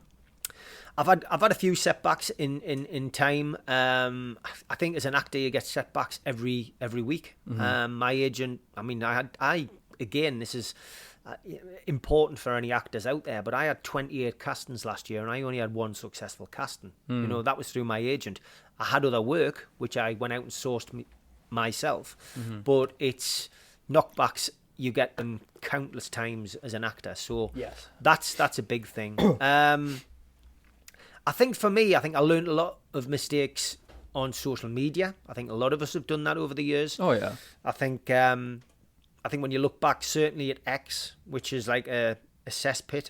Yeah. Twitter and X have been. I'm not even on it anymore. I came off it. Yeah. I think it's because there's not as much control on there as there is on Facebook, for example. Yeah. Facebook, you can still get stuff on there which you would deem inappropriate, but they're a lot stricter. I think X under Elon Musk is probably the worst for allowing people to get away with things. It'll tighten up, it will tighten up, but yeah, I've learned a lot of things on there that you can't just put stuff on there. I promote on there now. On there. I'll stick my poem and my album a day on there, and then I don't put anything else on. I'll maybe interact with somebody who I know, but I'm just very careful not to put stuff out there because you learn lessons on there. I think as well as you get more. I've always been quite well known in the area. I'm not a celebrity, but I've always put my head above the parapet, predominantly with Newcastle United. Secondly, then with boxing, when I was a boxing promoter for 9 years, professional boxing promoter for 9 years, those kind of roles and mean you've got to put yourself out there. Yes. As a promoter, you have to put yourself out there, because the only way you sell tickets is by promoting. The fact that social media came along has helped that massively. So, people will constantly get sick of me pumping out the same stuff, but that's how I sell tickets. Yeah. And that is It's my gotta be job. done, yeah. And that is what I've got to do. I think as well, though, when you do get to that point where people know who you are, it's getting those, you get conscious about your image and about what you're doing. And I am certainly like that. For starters, I'm a role model to my kids. Yeah. I've got to make sure that my kids know what is right and wrong. And I've done that over the course. They're both, well, one of them's an adult and the other one's not far behind. But I think that's the first and foremost. Then you have to be good to yourself. You got your own respect to consider. Yeah. And I think I learned that along the way by making errors and mistakes. I've never been a bad lad, but at the same time, I think you learn from making mistakes. Photographs with people is one thing, and we've talked about this a couple of weeks ago when we were talking about potentially doing a podcast together. Yeah. I met a guy called Tommy Robinson. Okay. Who Yep. essentially was, and people know as somebody who's very politically motivated. He's become quite a name, and certain politicians and political groups attach themselves to Tommy's name. I met Tommy in 2015-16, around about the time that England were playing a friendly to qualify for a major competition. I was in a bar in Gateshead, and one of my friends got a phone call to ask if they could come up and watch the England game with them. Tommy Robinson was with this crowd of people. Apparently he'd been doing a talk or some kind of rally in Sunderland. So when he comes over, didn't have much exchange with the guy. I didn't really know who he was, but then obviously my mates are saying, oh, this is what he does, this is who he is. And I went, oh yeah, I've seen him on the news. Anyway, we all watched the match, no problems. At the end, a photograph is taken of us all together. Yeah. Didn't see a problem with that. But because now I know who this guy is, I said to the guys, don't put that on social media. That's not good for me. Yeah. Okay, no problem. They didn't. 6 months later, whoever it was put the photograph on social media. And then with the invent of social media, Twitter and Facebook, people etc. blew it up. Yeah, so I was having a discussion about something on social media, and they went, yeah, but you're far right, aren't you? And threw this photograph out of me and Tommy Robinson. Now, I often say to people on social media, don't bite. Yeah. But I did bite that day, and I wasn't aggressive, but I just said, what, a photograph proves that I'm far right. I'm not far right. Yeah. You don't know much about me. The guy then starts to reel off that I ran as a Conservative in Heworth. At the time, Felon as a candidate. Now I did, but the story behind that was very simple. The BNP came and knocked on my door and asked me if I would vote for them. I slammed the door in their face. And what I did do was then I thought, I don't really want to run for council. How can I affect the BNP in my area? So I joined the Tory party and I ran for election as a Tory in my local area. The enemy of my enemy is my friend. Well, that was it, yeah. But you know what? I did it. A heavily supported Labour area, but I ran as a Tory. I had no intention of ever running. I had no intention of staying with the Tory party. I hadn't voted for the Tory party. But that was my bizarre way of fighting back against them. So this guy threw this at us. You ran for election with the Tories. So anyway, I blocked the guy, I moved on and I left it. But that photo was suddenly out there of me and Tommy Robinson. Yeah. So anyway, fast forward to lockdown. And I'm doing podcasts, and I'm doing football, I'm doing true crime. And two of my loves, I read loads of true crime books. I know everything about Newcastle United as a fan, so I'm doing podcasts. And I thought, what can I do? Who can I interview? So I'm writing lists down, and I'm going through all my authors that I know, and I've interviewed this one, I've interviewed that one, and then I came up with 3 characters who were all being interviewed on other podcast channels, and I thought I could interview them. One of them was Tommy Robinson. Reason being that I could put right the photograph story. Yeah. The second one was Andrew Tate, who at the time he'd been on Big Brother and was now in the kickboxing world, but he seemed to be really pushing this kind of website that he was doing. Yeah, he hadn't quite blown up to the degrees he has now. Excuse me. And the other person was a guy called David Icke, who used to do Sports Night. I remember as a kid, and who had been laughed off Terry Wogan's show because he'd suddenly said that the Queen was an alien. Yeah. And he suddenly had a penchant for wearing horrible turquoise tracksuits. So I thought those are the three I'm going to go for. So I did.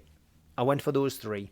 Tommy Robinson was the first to get back via a third party, and he said, "Yeah, I'll do the interview." And I said, "Look, I'm not gonna give you an easy ride here." I said, "I've just watched you be interviewed by Piers Morgan. He didn't give you a leg to stand on." Yeah. I said, "So I am going to give you an opportunity to answer." I said, "But," I said, "it will be questions from the far left." I said, I guarantee it. I said, "I'm going to put this out that I'm interviewing you on social media, and I'm going to get a lot of questions." I said, "I know I'm going to get a lot of hate." I said, "But the other reason I want to do this is because I want you to tell everybody that we don't know each other."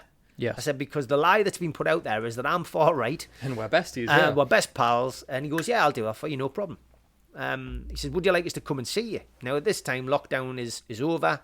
He says, "I can come and see you." And I said, "Well, we can do it online." "No, I'll come and see you." Reason he wanted to come and see us is because he wanted to bring his own film crew to film it. Right, so you couldn't make him look... So I couldn't, which I understood the paranoia. Yeah. So I had that one sorted. I then contacted Andrew Tate via somebody who I knew in Big Brother. Now, the Big Brother story for me is when they did the very first series of Big Brother, I really enjoyed it. Yeah. Craig the Builder wins it. So I put application form in to do Big Brother. And I ended up coming into it was the third series that they did. I got down to the last 24. I went through the whole process and I got down to the hotel at the end where you have the final interview. Yeah. But they picked, I think it was Johnny the Fireman from Newcastle instead of Steve the Doorman. So that was that. End of story. So I knew a few people from Big Brother who'd been on to do well after me, etc. And they had connections which led to Andrew Tate. So Andrew was only too happy to come on. He had a website he wanted to promote. I said, "Look, I'll interview you about Big Brother. I want to talk to you about kickboxing." Yeah. And I says, "You get a chance to promote your website at the end." So I had him next on the line. David Icke had his own website.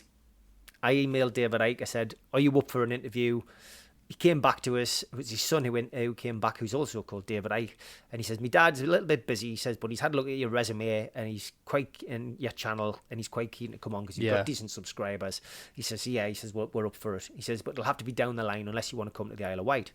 And I went, no, we'll do it down the line, So that was it. So the Tommy Robinson one takes place I had an office in Newcastle at the time, just along from the station. And Tommy arrives with his dad and his cameraman, all very nice, all very friendly. And we start the interview just basically, "So Tommy, before we get down to this, just to clarify, you and I do not know each other.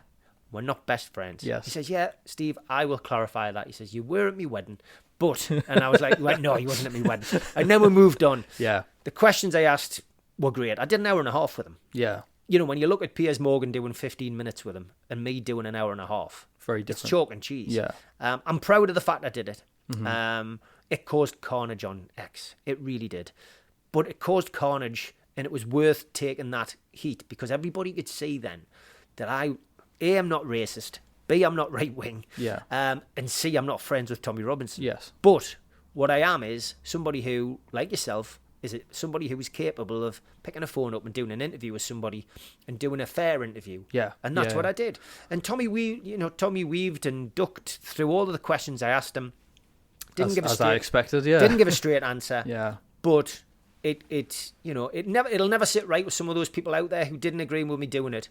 But it served the purpose, and for me, I then, I got a photograph with them at the end of it, like I do with all guests who I meet face to face. I got a photograph with them, and which we'll be doing at the end of this as well. Well, that photograph still does the rounds, but it's the right photograph because that photograph, it's in context. That photograph is in context. That is my relationship with Tommy Robinson, interviewer, interviewee. Yeah. Simple as that. Well, I like the fact that there's people out there who will interview these people who others won't touch, and I think it's important that we hear these opinions because you can also give people the rope to hang themselves with in certain scenarios. Do you know what I mean? So it's like, but I like to hear, I'm not saying these guys that you interviewed were stupid, but I like to hear stupid opinions because then I know who then to listen to. Yeah. But unfortunately, they do get that degree, people who will just take everything one person says as gospel, which I don't agree with. I think some people have good things to say and some people have, you're just like, nah, I'm not going to take anything from this person. So Andrew Tate was a weird one because he hadn't hit the headlines, and he wasn't doing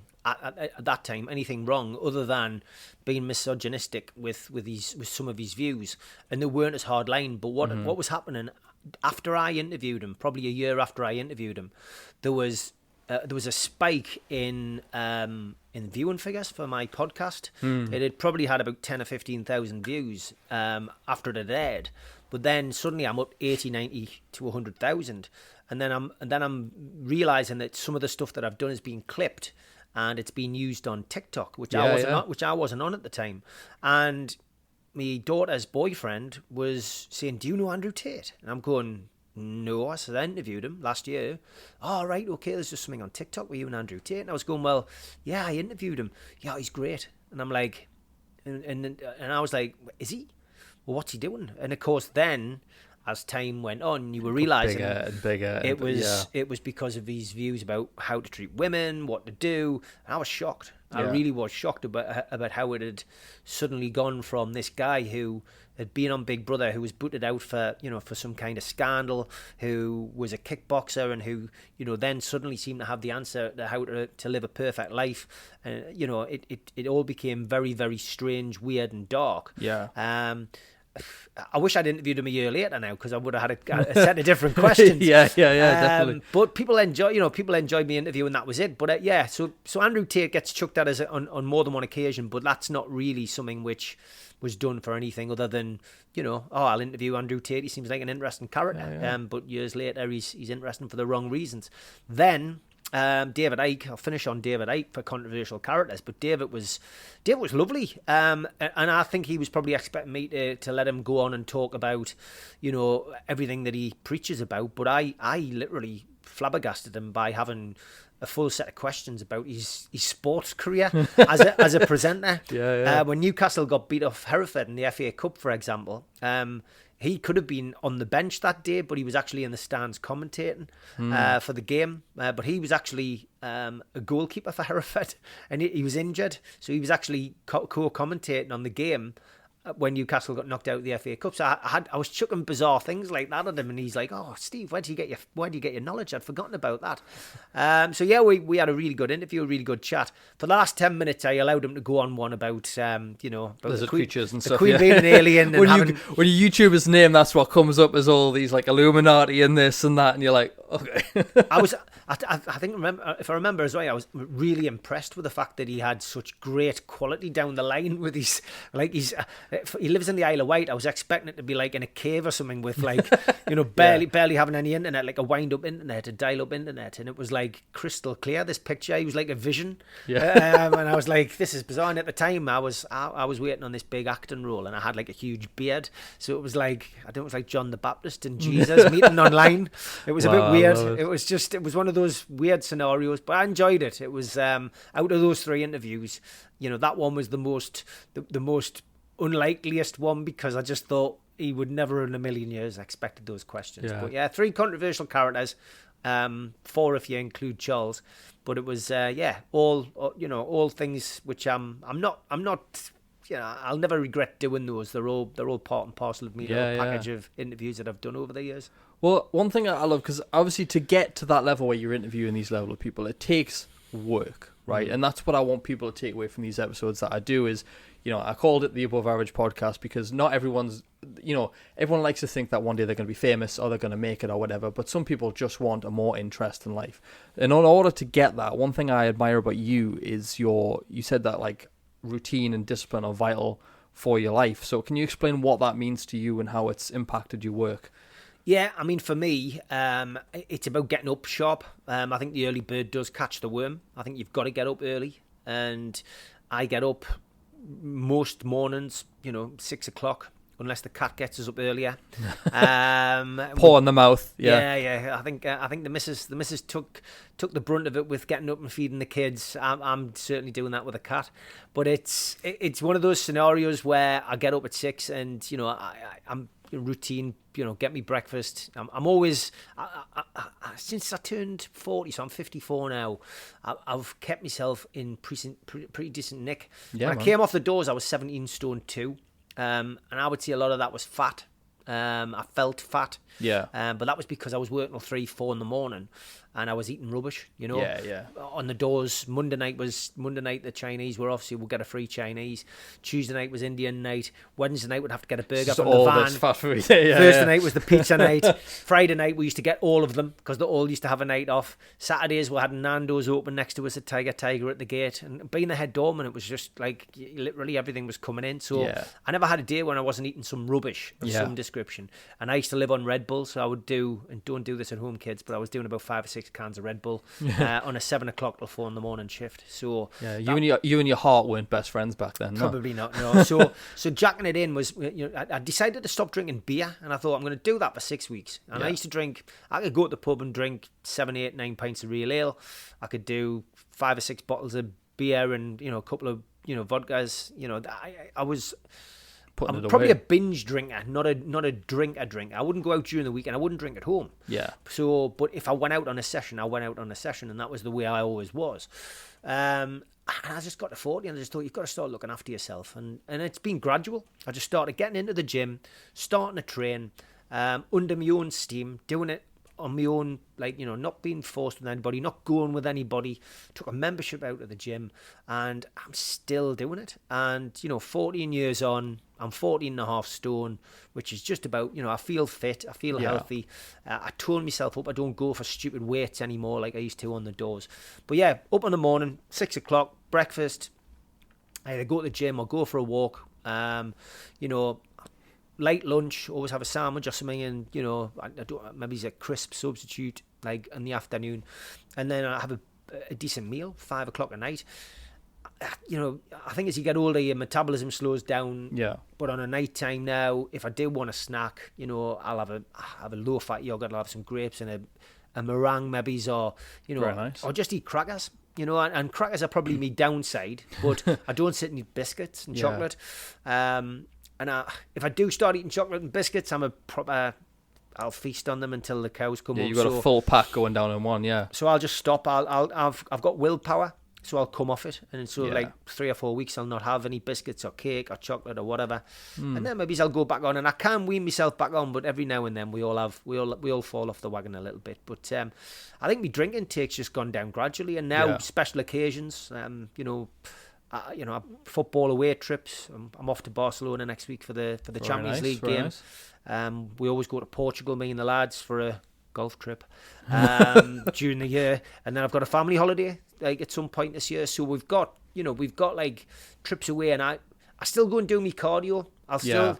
I'm very particular. I've got an app on my phone. I'll always do 10,000 steps a day, no matter what I'm doing. I'll always make sure I get those 10,000 steps in, which was government advice, but it's actually good advice. I just stick to it. Just stick to it, and I think as long as I get that in, I feel good about myself. And despite it annoying the family, I wouldn't say I'm obsessive about it, but I do put everything that I eat into my app.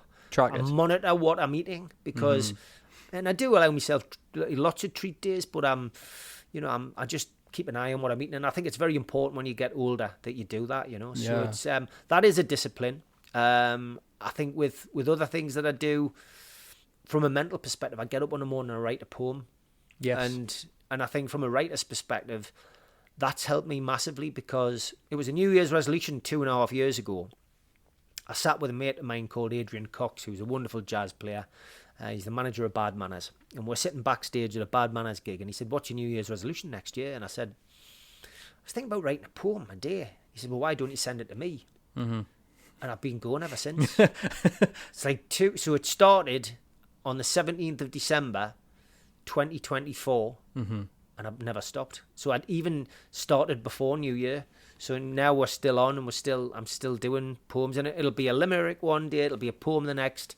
I'll have to do something with them. Oh yeah, well, I'm expecting a book at some point. Yeah, absolutely. It's on the horizon, and despite the annoyance of my youngest daughter, who says I shouldn't be using AI because it's destroying the planet, I am doing like little AI cartoons now. I type it in and just doing the cartoons, because I think it enhances what I'm trying to get across sometimes Yeah. in the limericks, and it makes people laugh. Yeah. And the little group that I've got on my Facebook page, people look at them now or Instagram and go, oh, that's, you know, and I get some comments back sometimes. Some people can, you know, it can be about anything, and it's how I feel, and sometimes it can be really serious, but I try to give people a laugh as well with them. I'm not taking them seriously myself, so it's a bit of fun. I don't think anybody else should be. And then last year I decided to do an album a day.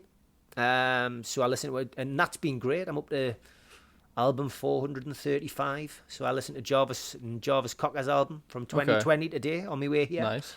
But that's been great because people suddenly are suggesting albums to listen to. Yeah, so gets that engagement. Send as us well, a couple. Yeah. I might not have I will, listened absolutely, mate. Yeah, but it's got to be something I've never listened to. It doesn't have to be an artist I've never listened to. Although I was very strict in the first year, it had to be an artist I'd not listened to get that new. Yeah.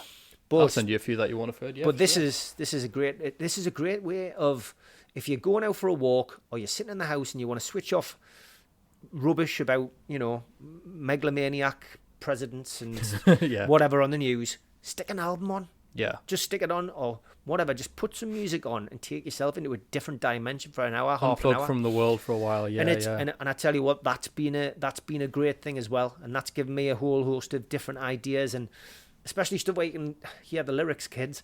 It's like you know, actually things that, you know, songs that mean things. Yeah. You know, and stuff and I've discovered some great new bands, you know, which I'd never even heard of. Some of them are bands which have been around for 10 years who brought 3 albums out who I'd never heard of. So artists, etc. So I'll send you a few through for sure. Yeah. So I'm a little bit late to this one. I'm doing films this year, so I'm trying to do a film a week. Okay. So I've done That's solid. I've done over a film a week so far.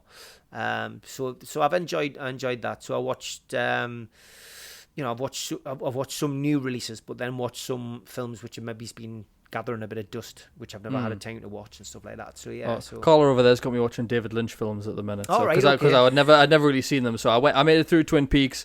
We watched Mulholland Drive. I've got, is it Blue Velvet next. Yeah.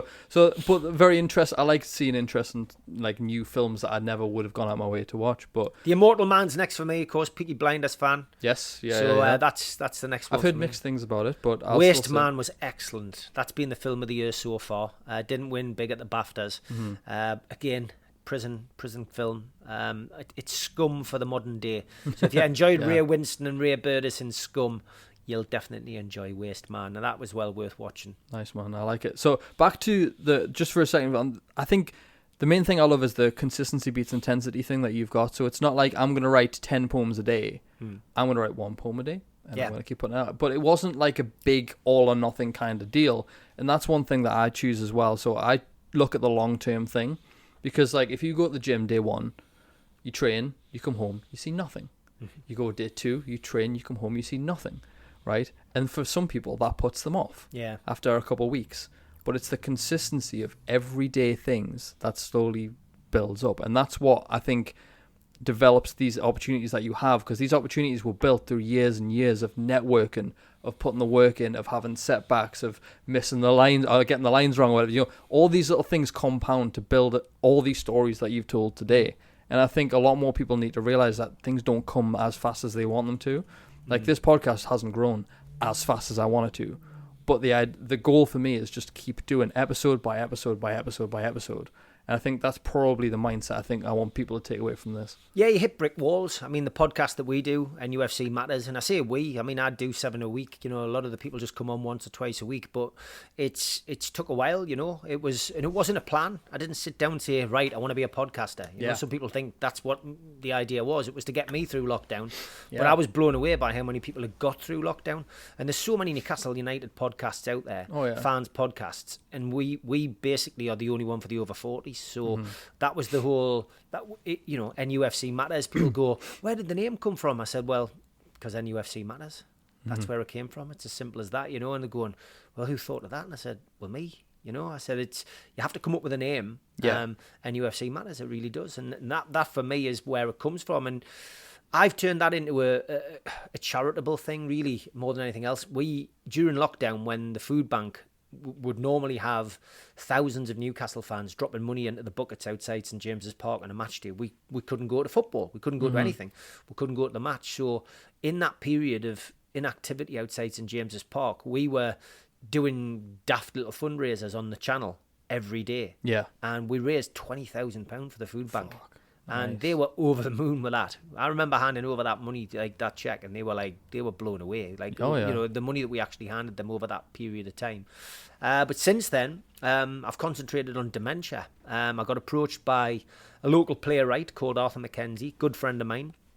I'd performed a few things at the People's Theatre for him, but we've kept in touch. And I think that's the thing with me. I build relationships. I don't use people I would say to move on. I would say you're an expert networker personally. Yeah, I've ended up in that kind of position where I like to see people. I like to keep in touch with people. I keep in touch with me school teachers. You know, Arthur Mackenzie. I was in his play when I was 16, and I'm still working with him to this day. God bless him. And it's like those are the kind of opportunities that you get. But he came and said to me, he says, Steve, during lockdown, I wrote some monologues for women. And he said, there isn't enough monologues for women. And he says, a lot of people think I write really well for women. He says, would you be able to take a look at them? So I had a look at them, went across to his house in Gosforth, read through them with him. I said, these are brilliant, you know. And it's been a long time in the coming, but we've finally got a date for them to be performed. Nice. We want to do them a bit like the Alan Bennett Talking Heads documentaries that were made. But we're going to do it in Newcastle. The actresses who've come on board have all agreed to come on board for free. Sharon Percy, Alison Stanley, Libby Walker, Dawn Wilkinson and Jane Mackenzie have all come on board. They're going to read the monologues. It's at the Tyneside Irish Centre. It's a £5 ticket. And all the proceeds are going to the charity that I'm an ambassador for, which is Age UK, North Tyneside. And they basically put all their money into dementia. But that's what Arthur wanted. He wanted a book printed, which I was capable of doing. And he wanted that book with these monologues in to basically raise money for dementia because his wife has got dementia and is now in a home. So he wanted to put something back to the dementia charities that have helped him so much. So as a result of getting involved in that, I was asked to be an ambassador for a charity called it was Dementia Matters in Newcastle, which sadly went under after lockdown. They just, they got hit with lots of debts, HMRC payments backing up, and like a lot of charities have ended up on the roadside. But Sonia Rowe contacted me from Age UK North Tyneside, and she said, look, we have a dementia sector. We've got a wonderful a community. Would you be interested in helping us? So I've been there over a year now, thoroughly enjoyed it. Our podcast managed to raise just short of £10,000 for them last year. Nice, and man. I think we're already up to a couple of grand this year that we've raised for them as well. So for me, it's great to be able to start putting a bit back. Yes. I've been able to do that for quite a few years now. In different ways, in different guises. I've done lots of things for charity, but to actually be asked to be an ambassador for a charity is a huge thing. Yeah. And I take that as a huge responsibility. It's, I'm a school governor. I'm a chair of governors in school. I do that as a voluntary thing as well. And I think for me, it's important for somebody like me, who, I've worked on attendance panels, exclusion panels. For somebody who wasn't very good at school, it's good for me to be able to sit across a table like this and speak to a parent or a child and say, just get your attendance in, you'll get a job. Yeah. It's not always about passing exams. Yeah, there's more to it, yeah. Get yourself to school. As long as you come to school, that's the most important thing. So I've spent probably the last 14 years since I stopped the doors and went into becoming a professional actor and doing all the other things I do, putting a bit back, and I think it's so important. Nice, man. I respect that, man. I respect it. So I have 2 questions left for you, and our second to last one comes from our mutual friend, Mr. Alfie Joey. Good lad, Alfie. I spoke to Alfie. I says, is there anything that you really want to ask Steve that maybe you haven't asked him before? So he says, Steve, you've got many strings to your bow, but when it comes to marketing, how do you decide which to prioritize most? That's a great question, Alfie, and I didn't expect anything less. It's that move away from true crime, which has been the hardest thing for me. And I think that I probably spent a lot of time ignoring what some of the people closest to us, and when I say closest to us, I don't mean like family and close friends. I mean people who are probably closest to us in professional terms, were maybe trying to give us a warning or a pointer that what you're doing isn't really benefiting you because you're taking away all the good work you're doing with a little bit of bad work. Yeah. Ian Lafreniere, for example, when we were doing this film, and again, A New Breed of Criminal was about gangsters. He said, you know what? He says, if you ever get a book written about you, Steve, he says, they should say bad company. He says, because you do keep some bad company. And I laughed like you did there. Yeah. And I just thought, when I've thought about it, he was trying to tell us something. And I didn't really see that, I was too blind to see it. Because when you're writing books about true crime or doing documentaries about true crime, you are generating an income. Yes. I did Freddie Foreman's documentary. I worked with some really big hitters on doing that. I worked with Salon Movies who done really well, and I worked with Lionsgate. You're talking big hitters here. That you're not talking. That's not. I'd gone from making a documentary with a guy down the pub to working with some global legends in the game. Absolutely. And I'm pleased I did it. But when you're sitting promoting that on social media, alongside something for Age UK or something, something for dementia or something for whatever, it does look out of place. Yeah. And I think back to maybe walking into rooms where I'd been invited to something like a charity do or a charity dinner, and I was always conscious, and I don't know, I always felt conscious sometimes that there would be people like talking about me in a different way, saying something to my face but saying something behind my back. And I think what I've learned is that it's probably that crime thing. I look I look intimidating, I think, to some people. I'm not. It's the bald head, man. I get it all it's the time. The bald head. I was a doorman for 18 years. Yeah. So there's that, and I think it depends when you walk into a room and people say, oh, who's that? Somebody who doesn't know you. Oh, that's Steve Wraith. Oh, and what does Steve do? Oh, well, he's a doorman. He's written a few books about gangsters, and he plays gangsters in films. Oh, right, okay. So that's me boxed off as a thug and a gangster. In some people's minds.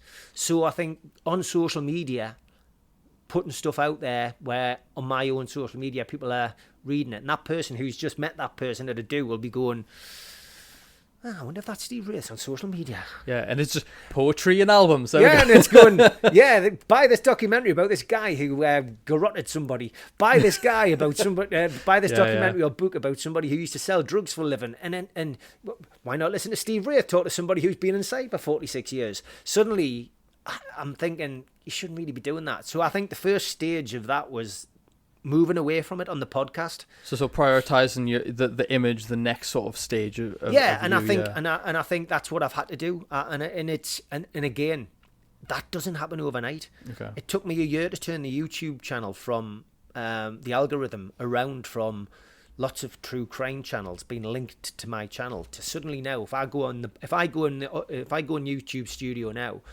the algorithm points to 20 other Newcastle shows. I'm not linked with any of what I would call the dark side of YouTube. Yeah. I'm not linked to any of that anymore. And that's where I wanted that. So I've got that to there. I look at the stuff that I've got on my social media now, and it is me. That is me. That is the life I live. Mm-hmm. I am, a chair of school governors. I am somebody who is a publishing company owner. I'm an actor. I'm a writer. I'm a producer. Mm-hmm. I'm a podcaster. And I do a bit of poetry. Not a gangster.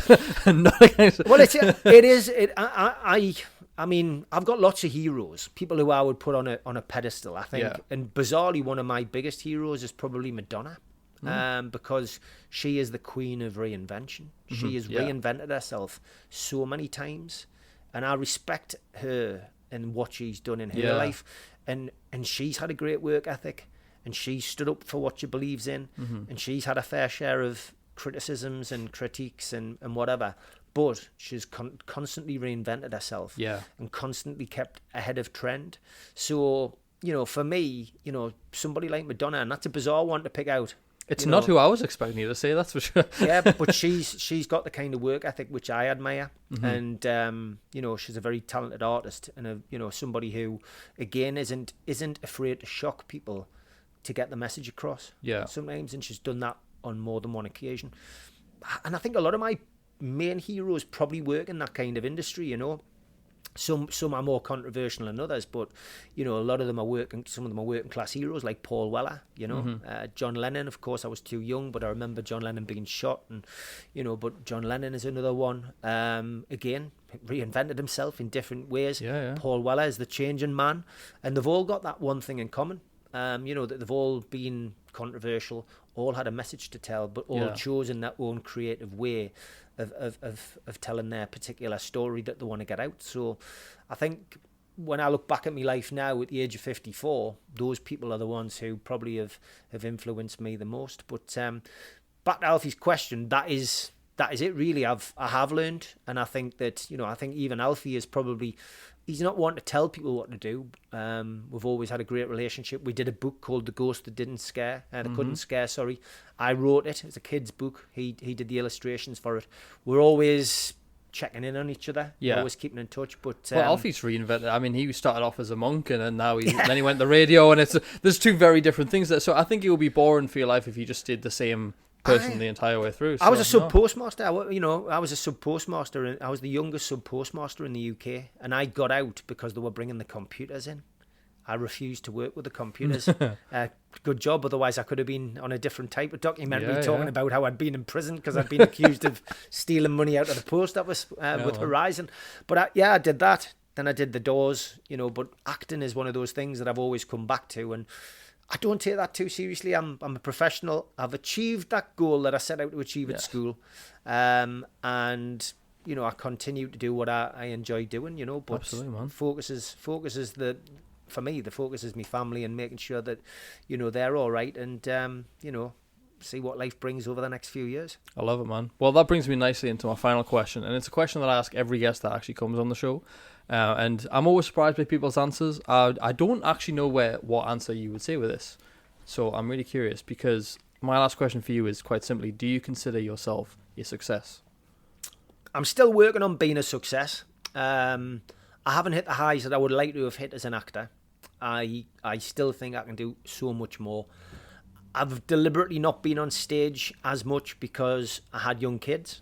I'm actively now looking to do some theatre work, some big theatre work. I did 2 really good plays down at Laurel's that Alison Stanley wrote, one called Hard. I played 9 different parts in that. It was multi-rolled. Wow. And it was about the sex industry. So I was completely outside of my comfort zone doing something like that. Yeah. Didn't play a gangster. I was playing a lot of clients in that, which was a comedy. It was brilliant. A lot of fun to work on. That does sound fun. Good theatre. And I did another play for Arthur Mackenzie called Blackbird in the Snow, where I was lucky enough to work with some really esteemed actors, including a good mate of mine, Bob Smeaton, who used to be in a band locally, and he's a big cheese in the music industry. He did the Beatles anthology many years ago. So I was lucky enough to share the stage with some people who I respect. So I want to do a bit more of that. I think in other areas, I probably could say I've been a success, and I think the biggest success I've got are my kids. In a day and age where kids can turn out the way that you don't want them to turn out, maybe through no fault of your own, I couldn't be more proud of my 2 daughters. I got 2 daughters who, I worship the ground that they walk on, and I think the one thing that people will, always judge themselves on is how well the kids turn out. And at the end of the day, you have kids to be able to be proud of them and to get them to that level. And I've been a success, I hope, as a parent. I'm sure they feel I have. And, I'll continue to do that until my dying day. I love that, man. Well, Steve Wraith, thank you very much for coming on the show, mate. Where can people follow you? Where can they find you? And what do you have coming up that someone can get involved in? Our website for the podcast is the best place if you want to contact me. We've got people who work on that website 24/7. So NUFCmatters.co.uk. I do the podcast. Bizarrely, doesn't matter where I am at the minute, I'm still managing to do 7 a week. Even when I'm away, I'll pre-record the shows. I've got a lot of loyal people out there, and the fact that we're still making money for Age UK is big. I don't mind people dropping us a follow on Twitter at Steve Wraith. I'm dead easy to find on there. Facebook I do use for family and friends. So if people are on my Facebook, then I am very strict on my Facebook. But on Instagram, there's lots of people follow us on there as well. And I do get back to people. If people send it goes into the request box. I will check it intermittently and go back on there. And if people want to make a more professional approach and have a chat with us about business, or even just a bit of advice, LinkedIn. Again, I'm at Steve Wraith. I'm very lucky in the sense that I managed to get at Steve Wraith on most things. I was going to say that. You know what I mean? I'm the same with Adam James Proud as well. Like, I don't have a 1 or a 2 or 2000 and whatever on. I'm just like, it's my name on everything, and I love that. So I want to thank Alfie Joey for recommending me, because it's been a pleasure to meet you and your team, but also thank you, Alfie, and next coffee's on me. Yes, thank you very much. I'm sure he'll be listening to this going, yes, I'm loving that expensive coffee coming up. But as always, guys, please follow Steve on everything that he does, because his poems are actually incredible as well. And just go watch his films. Go watch everything that he's been in. You have a highlight reel on your Instagram as well, I believe. Yeah, so it's people on can there. check you out. You can find out which films have been in. I think the ones that I'm most proud of, certainly A New Breed of Criminal, which was my own film. I'm going to be proud of that. But there's also To Be Someone, which was Quadrophenia 2, which I was in, which Ray Burtis directed. Anything that Richard John Taylor did was really, really good. We've done so many, but Trafficking was probably my greatest moment in that. I had a lead role in that. It was my very first lead role in a film, so I was proud of that. So yeah, lots of stuff on the show reel. Absolutely. And as always, follow the podcast on whatever you're listening to this on, whether it's Spotify, Apple Music, Amazon Music. I think we're still on. No one's told me we're not. And YouTube as well. There will be an option to like. There will be an option to share, review. 5-star reviews on Spotify are massively helpful. No 4 stars, right, Steve? Always 5 exactly. stars. Always the 5 stars. It does push us to new audiences. And obviously go follow NUFC Matters as well. I'm always keen to push other people's podcasts as well. I don't think it does anyone any harm to push anyone else's podcast. So, sharing is caring. Exactly, mate. And we will all see you in the next episode. Until then, take care.